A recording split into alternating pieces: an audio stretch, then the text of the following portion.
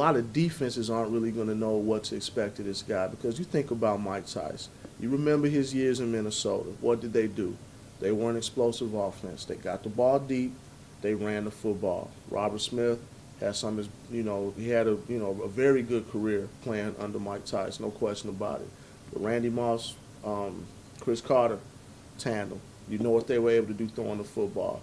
So really, when I look at this offense and when I look at Mike Tice, and word in camp is that he's very receptive of what the players are bringing to him. And I think he wants to put this offense in a position to do things that they're comfortable with and that they're going to be most successful with. So I think that's the first thing.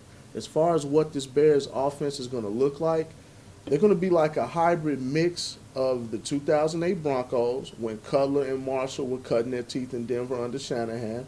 They'll do a lot of things that those guys did well when they were a lot younger. And they'll admit themselves that looking at a lot of that film, when they were like the number 2 offense in the league and they were both young, they made a lot of mistakes. So they've cleaned up a lot of those areas in their games individually, and I think collectively you're going to see some explosive plays out of the passing game.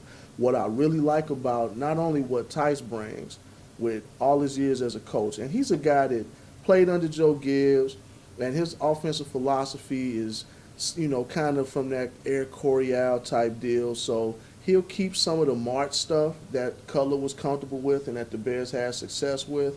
So I think you're going to see a combination of Minnesota's offense from the early 2000s when he was the head coach, what they did well in Denver when Cutler and Marshall were there, and some holdover stuff from what Martz did, when he was there for the last 2 years. So it's going to be very interesting.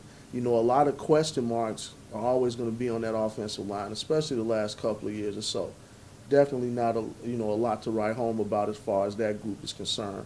But I think Mike Tice, having that offensive line coach background, knowing what those guys do well, the first thing is establishing the 5 that you're going to go to battle with when they line up week 1 against the Indianapolis Colts in Soldier Field.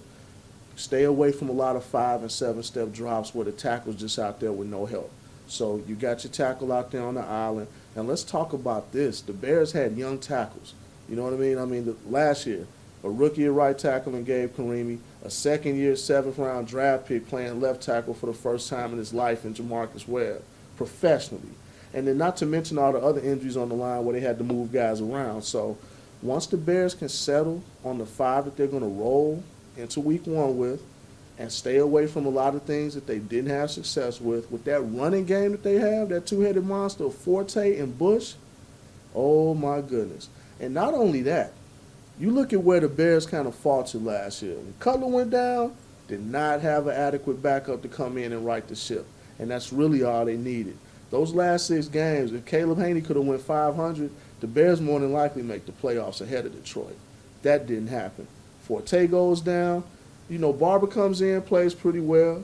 Khalil Bell comes in and plays pretty well. Both of those guys had 100-yard games. But when you can bring a hammer in like Mike Bush, and the thing with him is he actually complements Forte. I think he does a lot of things well that Forte doesn't necessarily do well. And Forte is one of the more all-around backs in the game. But as far as running inside the tackles, in the red zone, protecting and pass blocking, Mike Bush is as solid as they come, especially as a backup. So the Bears are going to be able to mix those 2 guys in well. They're going to use the tight end more. Brandon Marshall is going to open up things not only for Alshon Jeffrey, the rookie out of South Carolina, and Devin Hester, but also Earl Bennett, a guy that Jay Cutler has tremendous rapport with going all the way back to their Vanderbilt days. So I'm really looking forward to this offense, man, for everything I just mentioned. And I think they're going to be able to match the Green Bays and the Detroits in our division and be able to put points on the board. So it's going to be fun to watch.